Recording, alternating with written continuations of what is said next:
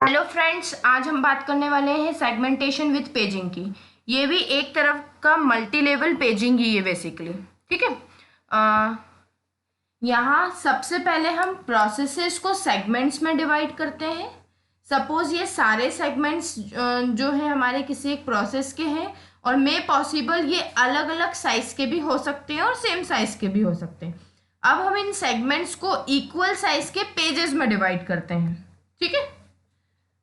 और main memory को भी फ्रेम्स में डिवाइड करेंगे और पेजेस और फ्रेम्स की साइज जो है वो इक्वल होगी। तो ये इस तरह से पेजेस और फ्रेम्स की साइज इक्वल होगी।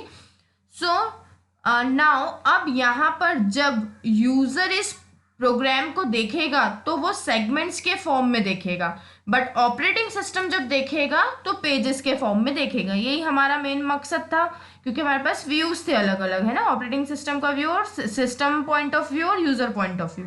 ठीक है। और जब हमने पेजिंग पढ़ी थी तो पेजिंग जो है वो मोस्ट पॉपुलर मेथड है, सबसे ज्यादा यूज की जाती है, और फिर सेगमेंटेशन विथ पेजिंग है, और प्योर सेगमेंटेशन हम रेयरली यूज करते हैं। अब जब सीपीयू लॉजिकल एड्रेस जनरेट करेगा तो फिजिकल एड्रेस तक कैसे जाएंगे वो देखते हैं। सो यहाँ पर भी हम किसकी हेल्प लेंगे? मेमोरी मैनेजमेंट यूनिट की हेल्प लेंगे। और अब जब सेगमेंटेशन विथ पेजिंग को इम्प्लीमेंट करेंगे तो सबसे पहले हमारे सारे सेगमेंट्स पेजेस में डिवाइड होंगे, जो कि आपको डायग्राम में दिख रहे हैं, और हर सेगमेंट के पास एक पेज टेबल होगी। तो है हर सेगमेंट के पास, देखिए आपके स्क्रीन पे एक पेज टेबल अवेलेबल है। ये सेगमेंट 1 की पेज टेबल 1, ये सेगमेंट 2 है, इसकी पेज टेबल 2, सेगमेंट 3 इसकी पेज टेबल 3। ठीक है। जब प्रोसेस की बात करी थी तो पूरी प्रोसेस के लिए एक पेज टेबल थी, बट यहाँ पर एक सेगमेंट के लिए एक पेज टेबल है, और इन पेज टेबल्स में जो एंट्री होगी वो उन पेजेस की होगी जो कि एक सिंगल सेगमेंट में है। सपोज 10 पेजेस है सेगमेंट 1 में, सो 10 एंट्रीज होगी इस पेज टेबल 1 में। 20 पेजेस है सेगमेंट 2 में तो 20 एंट्रीज होगी पेज टेबल 2 में।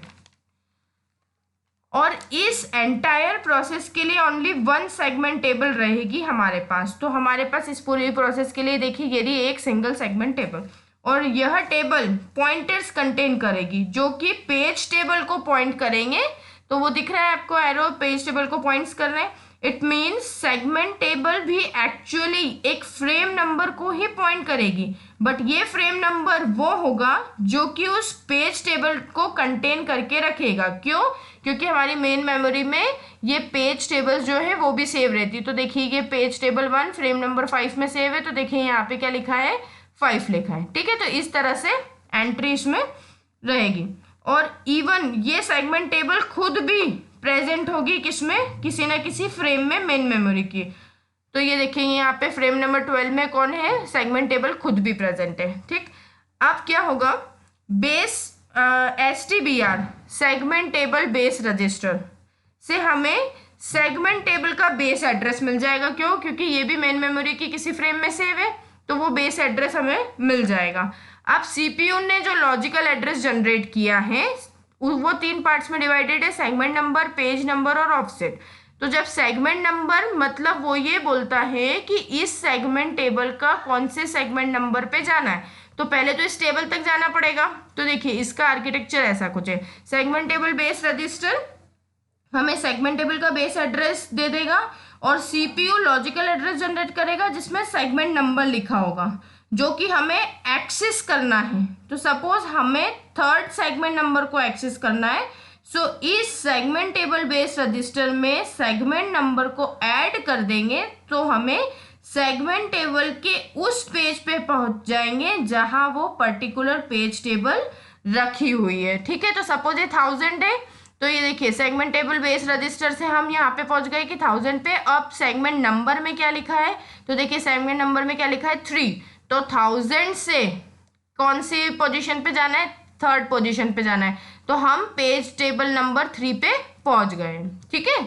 ऐसा ये बोल रहा है। ठीक। और इससे हमें को क्या मिला? वो पर्टिकुलर पेज टेबल मिल गई। क्यों? क्योंकि फ्रेम नंबर 8 जो है उसमें कौन रखी है? पेज टेबल रखी है। यहाँ पे 8 लिखा है, यहाँ पे क्या रखी है? Page table.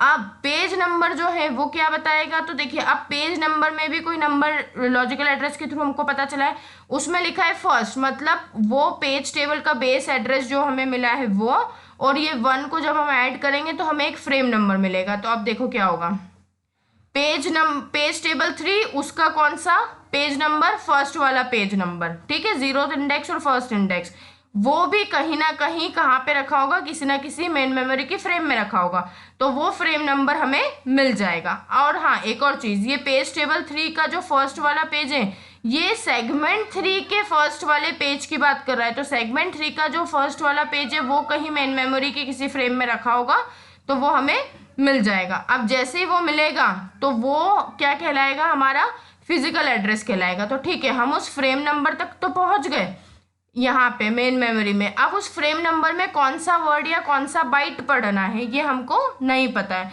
तो वो पता करने के लिए हमारे पास क्या आएगा, नेक्स्ट ऑफसेट आएगा। ठीक, तो ऑफसेट जो भी नंबर रहेगा वो किसको देगा, फ्रेम नंबर के साथ देगा, और हमको एक पर्टिकुलर वो एड्रेस मिल जाएगा जिसे हमें जाके रीड आउट करना है, जिसको सीपीयू पढ़ना चाहता है। ठीक है, तो सपोज वो ये पूरा पेज और इसमें सीपीयू सिर्फ पेज नंबर 1 इसको इस बाइट को पढ़ना चाहता है, तो वो ऑफसेट हमको बता देगा कि आप सीपीयू जो है वो इस पेज में भी इस बाइट को पढ़ना चाहता है। ठीक है, तो ये तो पूरी प्रोसीजर थी सेगमेंटेशन विथ पेजिंग की।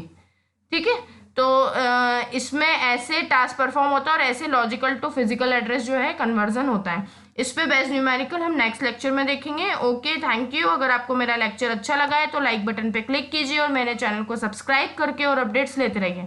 Thank you.